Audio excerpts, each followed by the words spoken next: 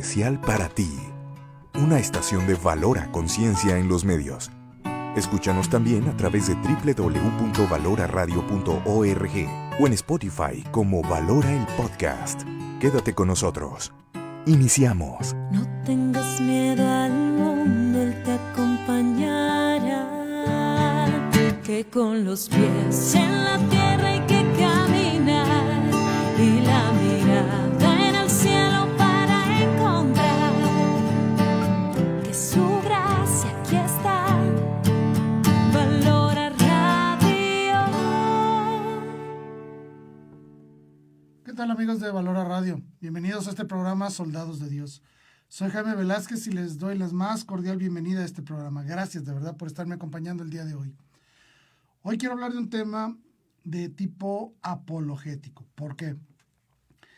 Estamos por entrar a Cuaresma y es importante para nosotros como católicos irnos preparando para la celebración, porque así lo debemos de llamar, la celebración de la resurrección del Señor. Y todo este periodo de Cuaresma nos invita a una reflexión muy personal, una reflexión muy fuerte sobre lo que queremos hacer de nuestras vidas para el día de mañana. Y una de las partes que quiero abordar con este tema de la apologética es darle al católico herramientas para que pueda afrontar el día de mañana todas las adversidades ideológicas que están enfrentando. Bueno, yo siempre me he tratado de caracterizar por hacer programas sencillos, hacer programas muy fáciles de comprender, de que no necesitamos ser unos súper estudiosos de la teología o de la filosofía para comprender estos temas.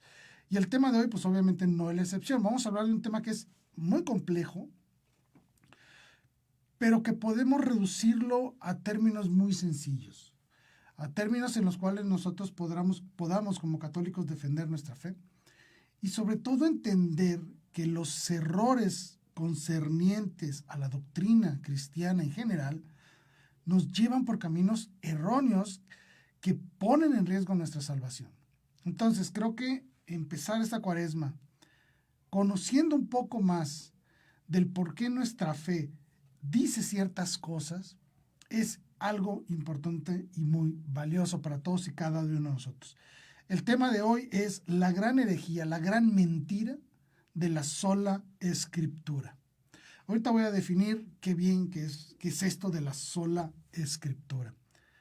Pero antes quiero recordarles que estamos transmitiendo en vivo y en directo por la señal de Valora Radio en su página de internet. También nos pueden encontrar en TuneIn como Valora Radio. Y también estamos transmitiendo en vivo por la señal de Facebook Live en la señal de la página de Valora Radio. Aquí tengo el celular listo para estar recibiendo todos y cada uno de sus comentarios, sus mensajes, sus preguntas, lo que ustedes quieran. Estamos aquí para servirles, para acompañarles y, de ser posible, resolver todas esas dudas que todos y cada uno de nosotros podemos tener con respecto al tema de nuestra fe. Por favor, con toda confianza, siéntanse libres de hacerme cualquier pregunta. Estoy listo para recibir todos sus mensajes y sus comentarios. Y gracias de verdad por acompañarnos. Bueno, ¿qué es la sola escritura? Vamos a tratar de definirla de una manera muy sencilla que la gente, todos podamos entenderlo, vaya. Sola escritura es una expresión en el idioma latín que indica la doctrina o el principio epistemológico, como le quieran llamar, que básicamente dice que toda la doctrina, todo lo que nosotros debemos de creer como cristianos y todo lo que debemos hacer como cristianos tiene que estar determinado solamente por la Escritura. Eso es lo que significa sola Escritura, solamente por la Escritura. Es decir, la Biblia, las Sagradas Escrituras, es la única regla de fe y de moral. Muchas congregaciones en los últimos 500 años para acá han desarrollado esta idea, esta doctrina o este principio. No se definen aún si lo quieren considerar doctrina o si lo quieren considerar principio. Ahorita voy a explicar por qué esta diferencia. Pero sea doctrina o sea principio, como lo quieran manejar, es completamente errónea, es falso completamente. Y me atrevo a generalizar que la gran mayoría de las diferentes denominaciones de tipo cristiano que existen en el mundo se ajustan a este error, el error de la sola escritura.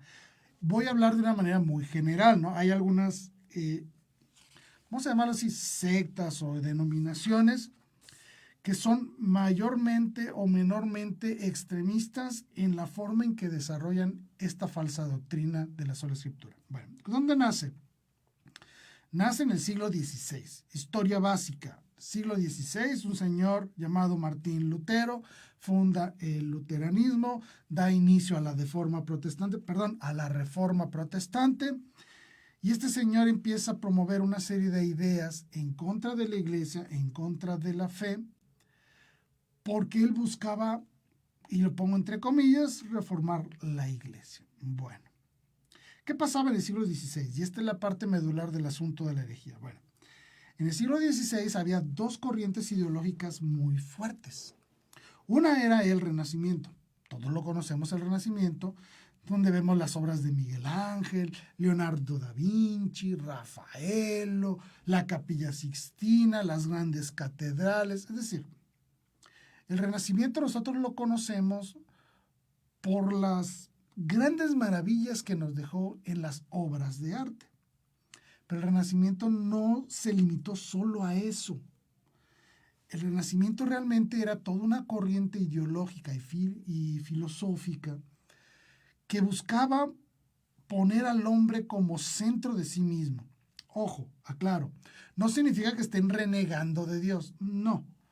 Pero el Renacimiento lo que buscaba es sacudirse un poco de encima una época medieval que estuvo marcada por una filosofía muy fuerte que llamamos la escolástica dentro de la iglesia. La escolástica nos dio a grandes teólogos, a grandes filósofos, a grandes doctores de la iglesia, por ejemplo, Santo Tomás de Aquino, Duns Scoto, etcétera, etcétera. Bueno, todos estos personajes llevaban el pensamiento humano hacia lo trascendente, como queriendo descubrir los secretos de Dios, vaya. Es decir, fueron pensadores increíblemente prolíferos, increíblemente bendecidos por Dios para desarrollar todas estas ideas de la escolástica, donde se buscaba encontrarse a Dios, pensar en Dios, pensar en lo trascendente, en las grandes verdades de Dios trascendental. Pero el Renacimiento culpaba a estas corrientes de no enfocarse en el ser humano y de no enfocarse en la realidad diaria del ser humano. El Renacimiento buscaba eso y se le llama Renacimiento porque era nuevamente encontrarnos con el hombre. Por eso le llamamos así Renacimiento, ¿sí? Y entonces buscaba que la forma de pensar del ser humano dejara descansar un poquito la idea de Dios, por decirlo de alguna manera, y pensáramos un poquito más en el hombre. Entonces el hombre se convierte en el centro del pensamiento humano. No porque renegara de Dios, repito, sino que había que convertir la realidad de Dios a cosas más materiales, más de la vida diaria. ¿Se entiende este movimiento? El Renacimiento buscaba que el hombre se comprendiera a sí mismo para entonces poder pensar en Dios. Por ahí va el asunto, ¿no? Muy bien. Entonces, hay un gran movimiento de los pensadores a reflexionar sobre el ser humano. Bien. Y hay otro movimiento también muy fuerte que viene con el desarrollo de las ciencias. Recordemos simplemente un Leonardo da Vinci que empezó a hablar de aerodinámica, empezó a hablar de física, empezó a hablar de tiro parabólico con lo de las guerras, a construir grandes cosas. No solo era pintor, sino que también era un inventor. La ciencia tuvo grandes desarrollos en astronomía.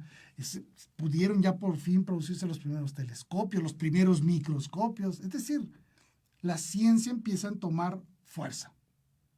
¿Esto no es nada de malo? No, claro que no. Pero una corriente filosófica llamada nominalismo decía que el ser humano no puede conocer las cosas que no puede experimentar. Por lo tanto, limitan al conocimiento verdadero solo a aquello que podían definir, solo a aquello que podían investigar, ver, sentir.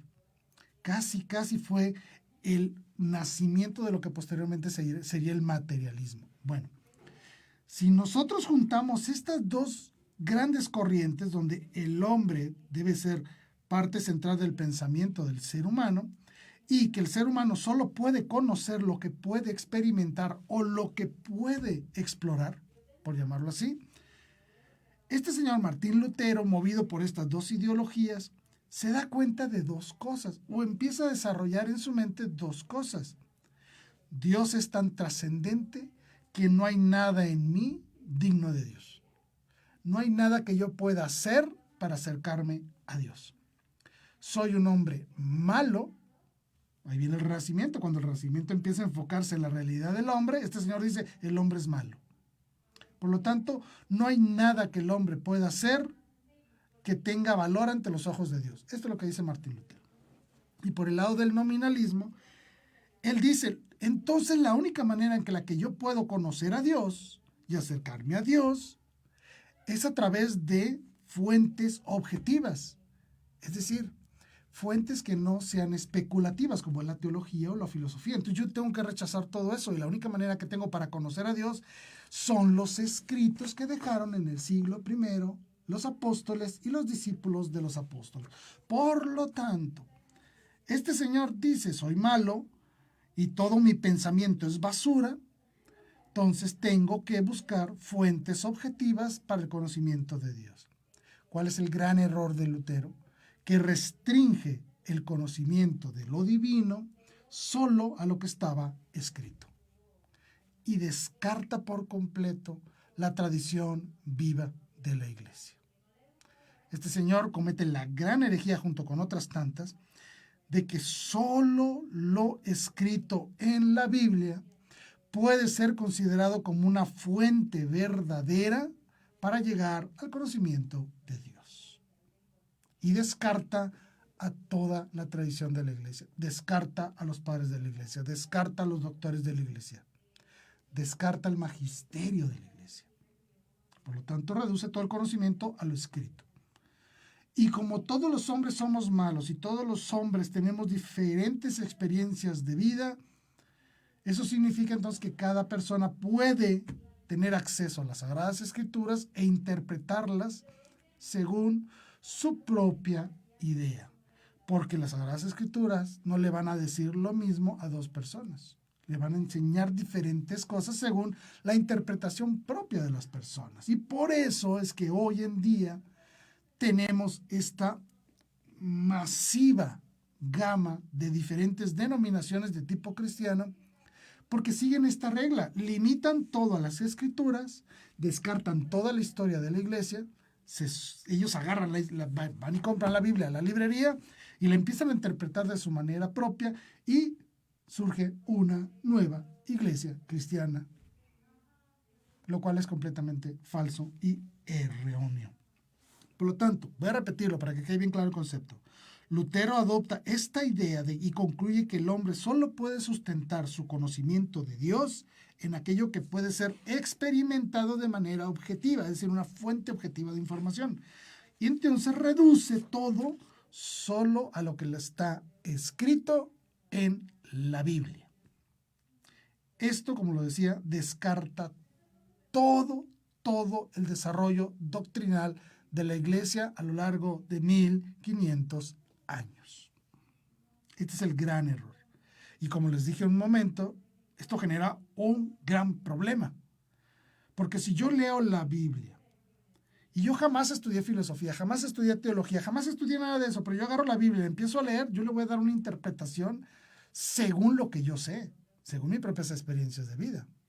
Pero si tú tomas la Biblia y lees lo mismo que yo, pero tú tienes diferentes experiencias de vida, diferente contexto social, tú vas a interpretar cosas diferentes. Se da el gran choque de ideologías cristianas que existen en el mundo. Y tan es así que el mismo Lutero le hizo la guerra en el siglo XVI a los anabaptistas. ¿Por qué? Porque ellos interpretaban la Biblia de manera diferente. En cuanto nacen los luteranos, nacen también los anabaptistas y se pelean entre ellos. Esto es lo que sucede con la sola Escritura. Restringen todo el acceso a la revelación divina solo a lo que está escrito en la Biblia, provocando una gran cantidad de diferencias significativas en lo que es el conocimiento de Dios. Y esto provoca pues un sectarismo que nosotros lo vemos hoy en día, ¿no? La iglesia que está en la esquina de tu casa no dice lo mismo de la otra iglesia que está en la otra esquina de tu casa. Y usan el mismo libro, pero dicen cosas diferentes. Unos creen en el bautismo de niños, otros no. Unos creen en la presencia real de Cristo en la Eucaristía, otros no. Unos creen que vamos a resucitar, otros no. Unos dicen que Jesucristo sí resucitó, otros dicen que no. Unos dicen que sí murió, otros dicen que no murió. Bueno, es un relajo. Pero todos están interpretando el mismo libro. Es más, la misma versión incluso del libro, porque lo compraron en la misma librería. Ese es el gran problema de la sola escritura.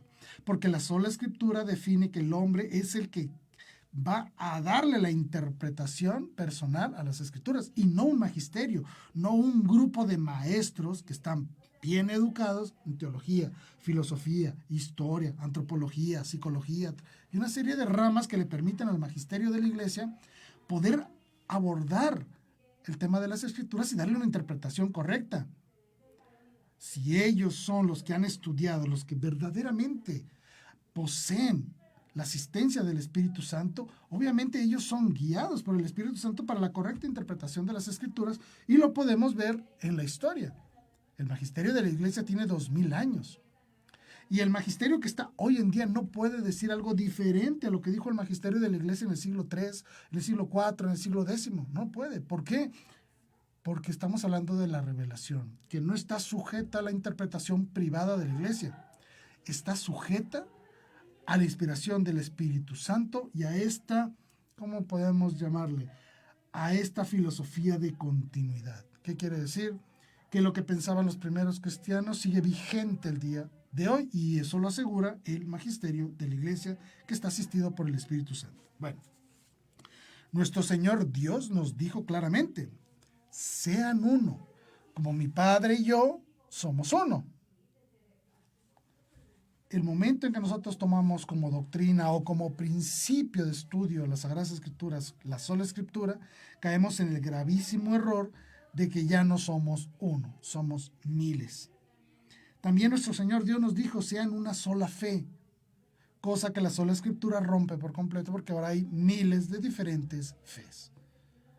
Si nosotros queremos ser fieles al mandato de Dios, debemos aproximarnos al estudio de las Sagradas Escrituras sin desatender, sin rechazar, al contrario, sino acogiendo con amor todo lo que es la tradición viva de la Iglesia Católica, para poder interpretar de manera correcta las Sagradas Escrituras a través del magisterio. Bueno, eso es la sola Escritura. Pero ahora les voy a dar una serie de argumentos muy sencillitos, no me voy a complicar la vida, ni quiero que ustedes se compliquen la vida con tantos datos. Pero les voy a dar unos argumentos muy sencillitos de seguir para entender por qué la sola Escritura es un error. Cada uno de estos puntos puede entonces profundizarse si ustedes los desean, claro que sí. Pero de entrada simplemente se los voy a mencionar para que los conozcan, los tengan guardados en su mente. Y si alguien viene y les dice, es que la Biblia es la única regla de fe, ustedes pueden decirles, no, estás equivocado. Y estás equivocado por esto y esto. Entonces vamos a pasar a los argumentos. Pero antes quiero mandar algunos saludos a los que nos están acompañando. Jesse Alonso. Jesse, gracias por estarnos acompañando el día de hoy. A Roger Bárcenas. Roger, qué gusto saludarte, qué bueno que nos sigues acompañando. Gracias, de verdad. Dice, saludos y bendiciones desde San Diego, California. Te mando un abrazo hasta allá. Yo creo que no todo está basado en la Biblia, ya que está la tradición de la iglesia. Exactamente. No hay mejor argumento que el tuyo, Roger. Lo que nuestro Señor Dios nos dejó como revelación, o sea, toda la información que necesitamos para ser salvos, no la dejó por escrito. La dejó en una iglesia inspirada y asistida por el Espíritu Santo. Esa iglesia es la que tiene que mantenerse viva para que las personas futuras puedan conocer y comprender lo que Dios pide de ellos. La autoridad reside, al final de cuentas, en una iglesia magisterial que nos ha dejado nuestro Señor Dios. Bueno, pero vamos a entrar a los argumentos, Roger, para sustentar esto que tú mismo ya lo dijiste claramente. Bueno, vamos al primer argumento. Argumento número 1. La Biblia misma no enseña que solo la Biblia sea la única regla de fe. ¿Qué estoy queriendo decir con esto? La Biblia en ningún lado dice que todo lo que Dios ha revelado está en la Biblia. ¿Se entiende?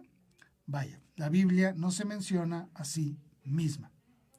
Si solo la Biblia fuera la regla de fe, en la Biblia debería estar claramente indicado que solo la Biblia es la regla de fe. ¿Se entiende esto? Si yo digo solo esto es la revelación, eso debe decir que solo esto es la revelación. No debe ser una idea mía, debe ser una idea que viene escrita en las mismas Sagradas Escrituras. Y no está. En ningún lado de la Biblia dice que debes de restringir o limitar la revelación solo a lo escrito en la Biblia. Por lo tanto, ellos mismos se contradicen. Porque si ellos dicen que solo lo que dice la Biblia debemos de creer, pues resulta que la sola escritura no está en la Biblia. Se contradicen. Por eso es que algunas denominaciones cristianas ya no dicen que la sola escritura es una doctrina, sino que ahora dicen que es un principio. ¿Por qué? Porque se dieron cuenta que no puede ser doctrina porque la misma Biblia no lo dice. Entonces, argumento número 1. La Biblia nunca enseña que solo la Biblia es palabra de Dios. No estoy diciendo que no lo sea. Sí, claro que sí, la Biblia es palabra de Dios, claro que sí, pero no es lo único que sea palabra de Dios.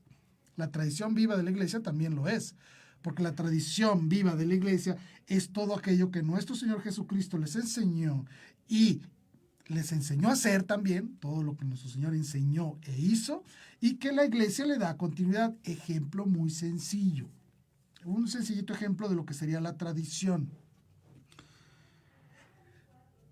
En la misa, por ejemplo, hablemos de la Santa Misa.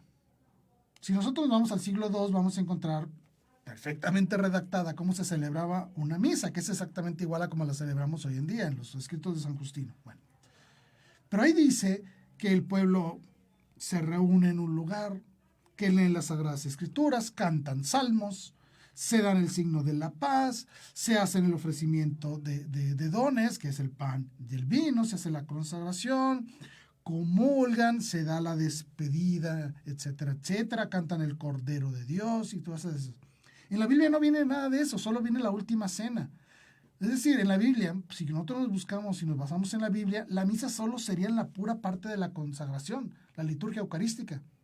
Pero todo lo demás, el que tú pidas, que reces el yo pecador, que recemos el Señor ten piedad, recemos el Gloria, que leamos las Escrituras, que hagamos las peticiones, que hagamos las oraciones, que se haga la invocación eucarística, la epíclesis, la doxología y todo es la consagración. Todo eso viene por la tradición viva de la iglesia, porque nuestro Señor Dios les enseñó cómo hacer la misa. Cuando les dijo hagan esto en memoria mía, les enseñó cómo hacer eso en memoria suya. Eso es parte de la tradición viva de la iglesia. La Biblia no dice los instructivos de cómo debe hacerse una misa de manera estricta. No lo dice. Dice hagan la misa, pero no dice cómo. El cómo viene dado por la tradición, ¿sí? Por lo tanto, el fundamento mismo de la doctrina de la sola escritura es antibíblico porque no está en la Biblia. Ese fue el argumento número 1. Vamos al argumento número 2. La doctrina o principio, como lo quieren llamar, de la sola escritura no fue profesado ni enseñado por la iglesia primitiva. Surge hasta el siglo XVI. No lo enseñaron los primeros cristianos. No hay evidencia alguna durante 1500 años que la iglesia haya pensado siquiera decir que todo lo revelado es lo que está en la pura Biblia, que solo la Biblia es lo que nuestro Señor Jesucristo ha revelado. Si nosotros vamos a la historia, nos daremos cuenta que la iglesia primitiva nace sin Biblia. Porque antes de que se escribiera el primer documento del Nuevo Testamento, ya había iglesia, ya había misas, ya había confesiones, ya había todo eso. Se enseñaba todo lo que nuestro Señor Jesucristo hacía o decía. La Biblia va surgiendo paulatinamente con el tiempo. Por lo tanto, es imposible creer que los primeros cristianos lo primero que hicieron fue hacer una Biblia para que todo el mundo pudiera vivir su fe. No, vivían su fe y como consecuencia de la vivencia de la fe surge posteriormente una cosa llamada Biblia. Por lo tanto, nosotros no vamos a encontrar en la historia de la iglesia antes del siglo XVI ninguna doctrina o enseñanza en ningún cristiano que hable de que solo la Biblia es palabra de Dios y que deseche toda la tradición viva de la iglesia. No lo vamos a encontrar. Por lo tanto, podemos decir con toda claridad que la sola escritura es una innovación del siglo XVI sin sustento bíblico y sin sustento en la historia misma. Vaya, ni siquiera los judíos antes de Cristo profesaban esta doctrina de solo la escritura. Es falso totalmente. Ellos también tenían un estricto sentido del valor de la tradición, de la vivencia misma de su iglesia a lo largo del tiempo. Entonces, si esto es lo que ocurrió en la historia, es imposible que los primeros cristianos hayan profesado o enseñado algo como la sola escritura. Inclusive, si nos atenemos con mucho rigor a la historia, nos daremos cuenta que la Biblia surge como tal hasta el siglo IV, a finales del siglo IV, casi 400 años después del nacimiento de nuestro Señor Jesucristo. ¿Por qué? Porque fue hasta entonces cuando a un papa se le ocurrió decir, hey, hay que juntar todos los libros que se leen en las diferentes iglesias del mundo y hagamos un documento único. ¿Sí? Es decir, la iglesia siempre sometía su obediencia a un magisterio. Y todo aquel que se salía de esa obediencia caía automáticamente en un estado de herejía o de apostasía. Y quedaba fuera de los límites de la iglesia. Por lo tanto, no es una enseñanza que surja de los primeros cristianos. Eso me da paso a hablar ahora del argumento número 3.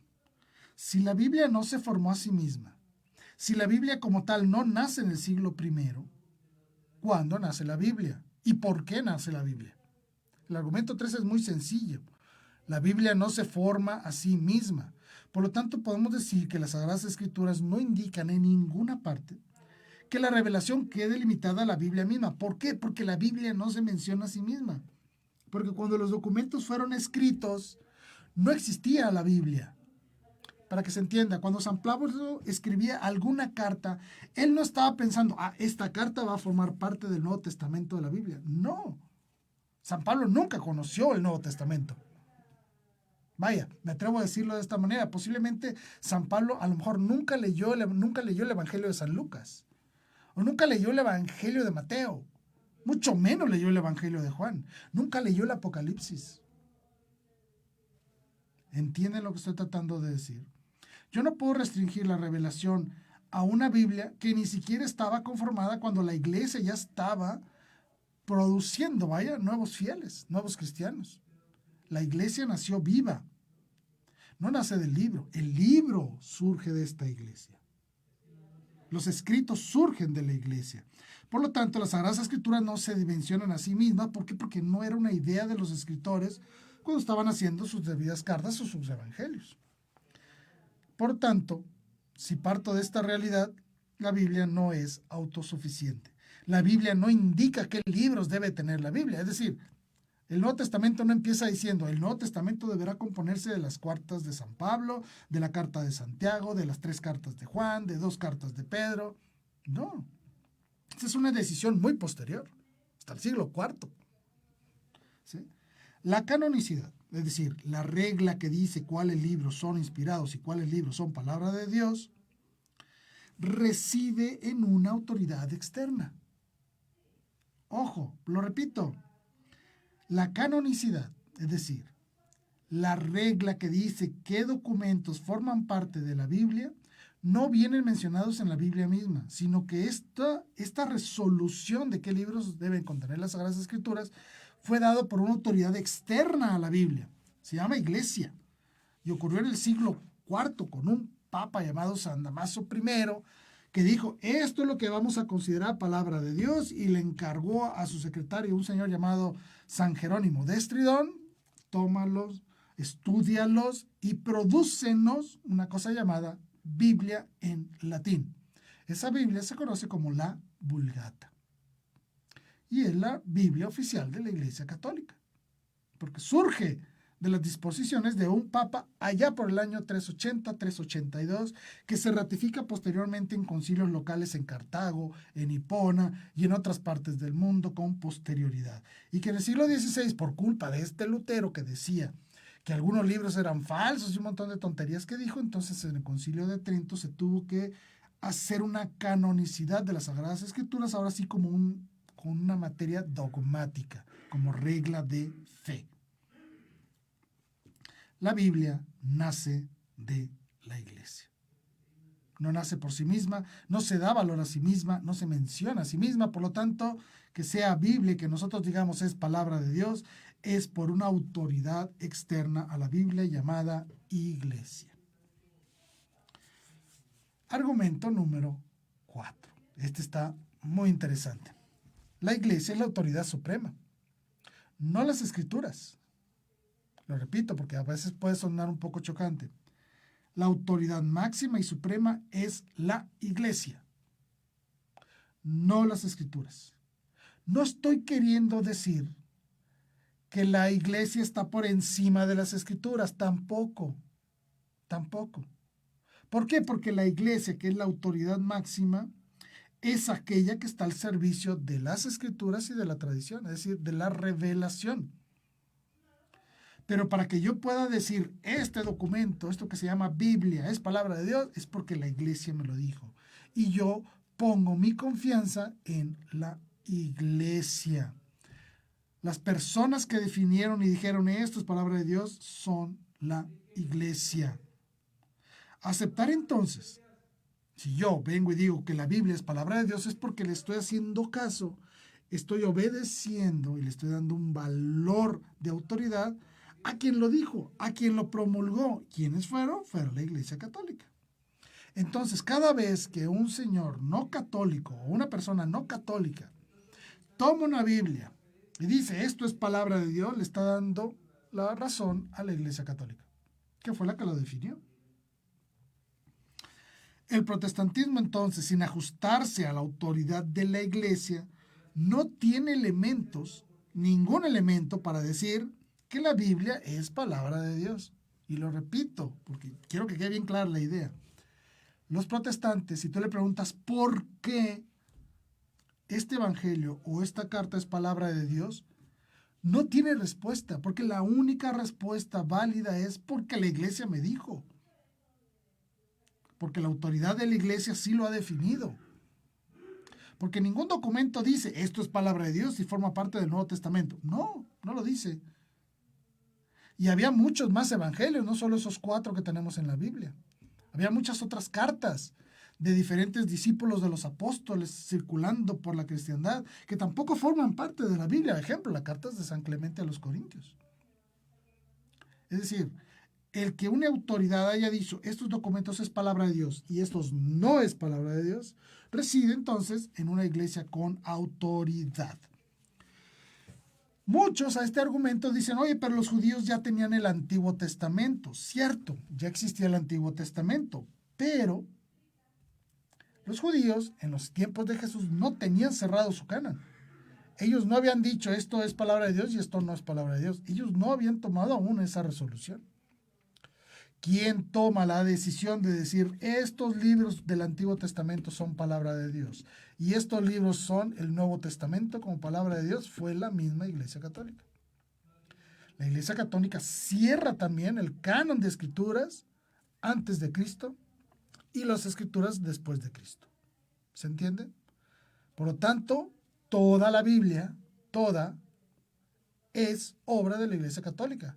Porque es ella la que define qué libros del Antiguo Testamento son inspirados por Dios y cuáles no. Y también dice cuáles libros del Nuevo Testamento son inspirados por Dios y cuáles no. Al final de cuentas, nos damos cuenta que la primera Biblia nace directamente de la autoridad de la Iglesia. Por lo tanto, la autoridad reside en ellos. La Iglesia es la autoridad máxima. Porque nuestro Señor Jesucristo fue muy claro. Él les dijo: a quien ustedes escuchan, a mí me escucha. A quien usted rechaza, me rechaza a mí y rechaza al que me envió. Por lo tanto, la autoridad reside en la Santa Iglesia Católica. Muy bien. Vámonos al argumento número 5.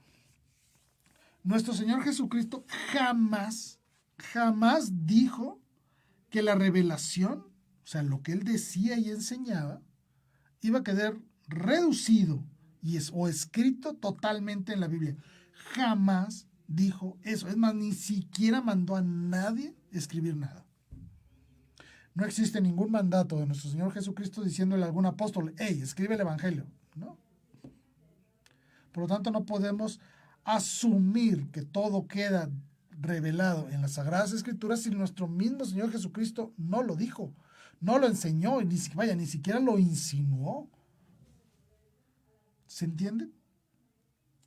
Nunca mandó nuestro Señor Dios hacer una Biblia y restringir toda la revelación a esa Biblia. Al contrario, si nosotros nos ponemos a analizar un poco bien la vida de nuestro Señor Jesucristo, nos vamos a dar cuenta de algo muy diferente. Nuestro Señor Jesucristo funda una iglesia, no funda una imprenta. Funda una iglesia, lo podemos leer claramente en Mateo 16, 18. Muy bien. Esta iglesia es vivificada, inspirada y dirigida por el Espíritu Santo. Lo podemos ver en los pasajes que hablan de Pentecostés.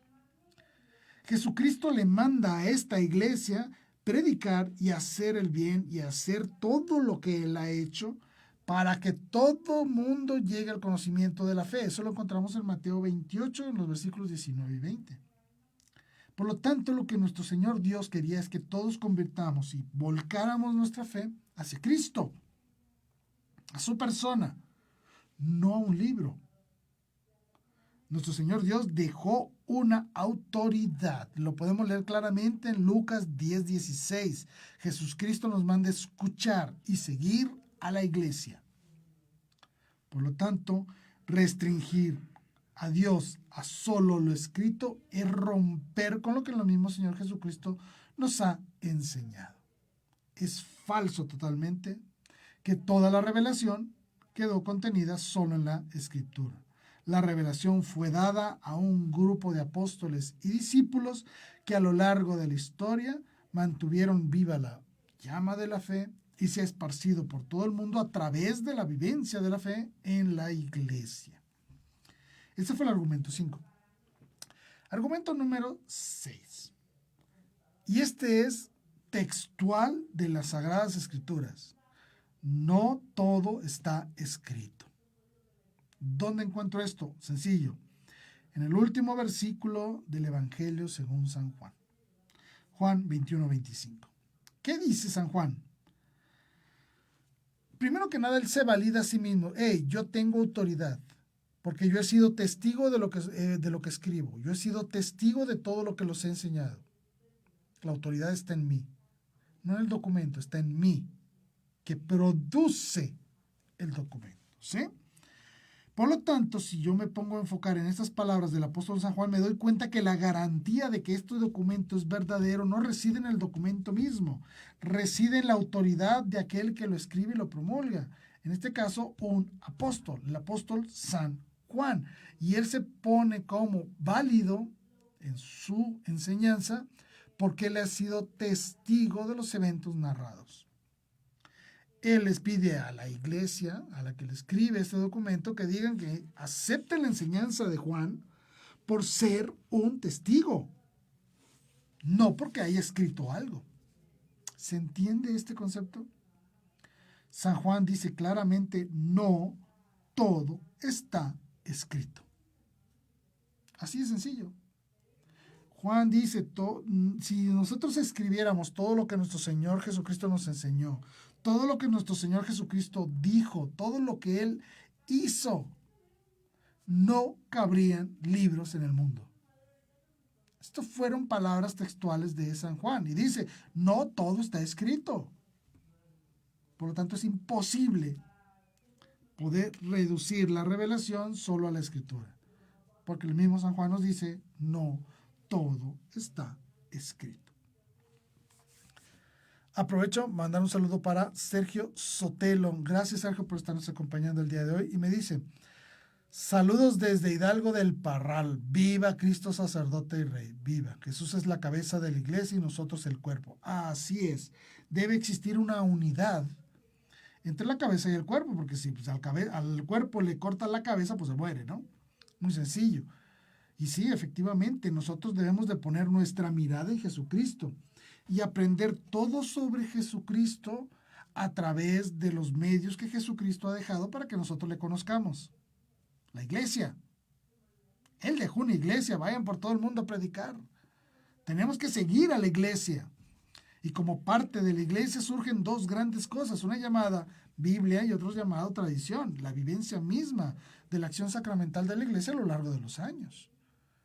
Había el Jorge Loring, que me gustaba muchísimo escucharlo, este sacerdote maravilloso, jesuita, y él decía, imagínate una señora que queda embarazada, pero su marido murió hace 15 años. Y la señora dice que está embarazada de su marido después de 15 años. Pues es absurdo. El señor ya está muerto. La señora no puede estar embarazada de su esposo. No se puede. Porque el señor tiene 15 años de muerto. Pues igual sucede con estas doctrinas. No es posible que una iglesia salga con una nueva doctrina 15 siglos después y diga que ellos son la verdadera iglesia. No se puede. Te dedicaste 15 siglos de historia. No se puede, así de sencillo. Bien, pasemos al argumento número 7. La Biblia, que al principio yo les decía, la Biblia no se da autoridad a sí misma, pero la Biblia sí le da autoridad a la tradición. Qué cosa tan absurda, ¿no? Los que son sola escritura deberían comprender que la misma Biblia les dice, ¡hey! Sigan las tradiciones. No descuiden las tradiciones, porque es parte de la revelación. ¿Dónde lo puedo leer esto? Muy sencillo. La segunda carta a los Tesalonicenses, capítulo 2, versículo 15. Dice, y escuchen bien, por lo tanto, hermanos, manténganse firmes y conserven fielmente las tradiciones que aprendieron de nosotros, ya sea de viva voz o por carta. Recuerdan que la iglesia dice que la revelación fue dada por tradición o por escrituras, es decir, por voz o por escrito. La misma Biblia dice que la Biblia y la tradición forman parte de la revelación a la cual nosotros debemos mantenernos firmes, fieles a esta iglesia. Pero no es el único. Segunda carta a Timoteo, capítulo 1, versículo 13. Dice esto San Pablo a Timoteo, toma como norma, es decir, como regla, las saludables lecciones de fe y amor a Cristo Jesús, que lo has escuchado de mí. Esto es lo que dice Pablo a Timoteo. Toma como norma de vida, es decir, toma como revelación todo lo que has escuchado de mí. No le dice, toma como revelación lo que le hace en la Biblia. Eso no dice San Pablo. Él le da la orden a Timoteo de que tome como norma saludable de fe y de amor lo que ha aprendido de Pablo. Es decir, de la tradición de Pablo, de la vida misma de Pablo, de la vida litúrgica de Pablo. No lo manda a leer Biblias. Lo manda a tomar la revelación completa como la ha recibido directamente de Pablo. Y también lo podemos corroborar, por ejemplo, en la primera carta a los Corintios, capítulo 15, versículos del 1 al 2. Dice, hermanos, les recuerdo la buena noticia, o sea, les recuerdo el evangelio que yo les he predicado. Lo que Pablo les ha enseñado de viva voz y con acciones, que ustedes han recibido y a la cual permanecen fieles. Por eso son salvados. Si la conservan como yo se las anuncié, serán salvos. De lo contrario, habrán creído en vano. Aquí San Pablo lo que les está diciendo es la revelación llega por la predicación, por la vivencia misma de la iglesia que se hace presente en todo el vivir de la fe del pueblo primitivo y que se ha prolongado a lo largo de 2000 años. Espero que se haya entendido. Son 7 argumentos muy sencillitos, muy sencillos, muy fáciles de recordar y fáciles de comprender. Pero básicamente lo que significan son esto. Nuestro Señor Dios deja una iglesia a cargo de promover el cristianismo en el mundo, de llevar la buena noticia del evangelio a todo el mundo, de aplicar sacramentos. Pues le dice, bautícenlos. ¿Se entiende? La autoridad fue dada por nuestro Señor Jesucristo a una iglesia, a un grupo de personas que, asistidos por el Espíritu Santo, ostentaban la máxima autoridad en la iglesia, encabezados principalmente por Pedro, obviamente, a quien consideramos el primer papa, el primer obispo, el primer jerarca de la Iglesia Católica en todo el sentido, y a quien se le entregaron las llaves del reino de los cielos, es decir, aquel que puede permitir o no, a través de las acciones sacerdotales como iglesia, permiten a las personas tener o no acceso a la gracia divina. Eso es lo que realmente sucedió. La Biblia es resultado de la tradición de la iglesia. La Biblia surge de las vivencias y de las predicaciones de los apóstoles. La Biblia no surge como un movimiento unilateral de Dios y cosas de esas, no. Surge de la vivencia misma de la iglesia y en la cual se nos transmiten muchas verdades de fe, muchas cosas, claro que sí, pero no es la única. También está la vida misma de la iglesia. Por eso nosotros decimos que la revelación divina viene de 2 caminos: las Sagradas Escrituras y la tradición de la iglesia. ¿Por qué? Porque remiten a la misma persona, que es Cristo, aquel que ha informado todas estas cosas a la iglesia naciente. No podemos restringir todo lo que ha enseñado Jesús solo a lo que quedó escrito. Además, si nosotros nos ponemos a considerar un poquito lo que dice las Sagradas Escrituras sobre nuestro Señor Jesucristo, nos vamos a dar cuenta que si nosotros acumulamos todas las acciones de Cristo contenidas en los evangelios, no sobrepasan 3 meses de predicación. Y sabemos que Jesucristo predicó 3 años, por lo menos. Pero lo que está escrito apenas abarcaría un periodo de vida acumulado, obviamente, de 3 meses. ¿Se entiende lo que quiero decir? Se nos han perdido casi 3 años de información de lo que nuestro Señor Jesús hizo y dijo. Obviamente que no. ¿Por qué digo que no se ha perdido? Porque se conserva vivo en la tradición de la iglesia. Y por eso, como la Biblia surge de la iglesia, es ella la encargada de darle la debida interpretación, el debido sentido a lo que es la revelación, a lo que es la fe, a lo que es la gracia, a lo que son las obras de la justificación, las obras de la salvación, qué va a pasar después de la muerte. Toda esta información no solo está en la Biblia, también está en la tradición viva de la iglesia. Entonces, a manera de conclusión, recordemos estos puntos principales. Primero, que nuestro Señor Jesús nos dio una iglesia a la que le prometió el Espíritu Santo para guiarnos en la verdad a través del tiempo. ¿De esta inspiración surge la Sagrada Escritura? Sí. ¿Es palabra de Dios? Sí, pero no es la única regla de fe, porque no todo está escrito, como dice claramente el apóstol San Juan.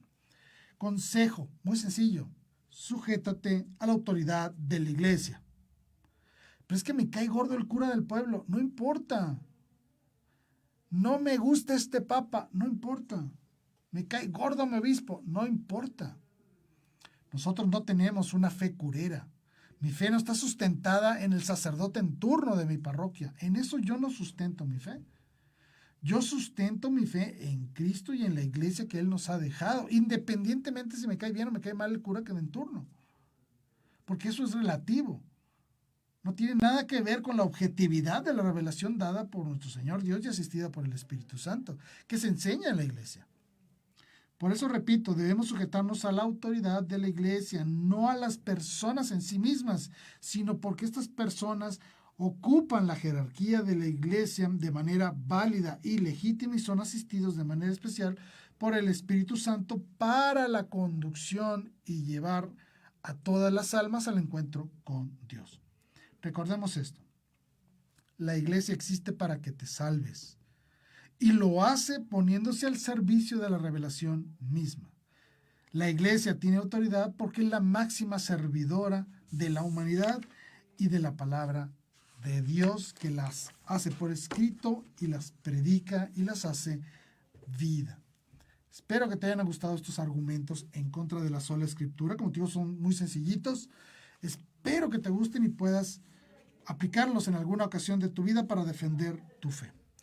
Y me retiro dando un saludo a Rubén del Toro por escribirnos. Gracias, Rubén, por estarnos acompañando. Gracias, espero que te haya gustado este programa. También le mando un saludo a mi tía Magalu Galindo. Tía, le mando un abrazote. Y también a Carlos Francisco Angulo Márquez, que también nos está viendo. Gracias de verdad por estar acompañándome el día de hoy. Y pues no me queda más que despedirme y agradecerles a todos y cada uno de ustedes por su asistencia. Gracias de verdad por haberme acompañado el día de hoy. Me despido diciendo: viva Cristo Rey, viva María Santísima Virgen de Guadalupe. Hasta la próxima.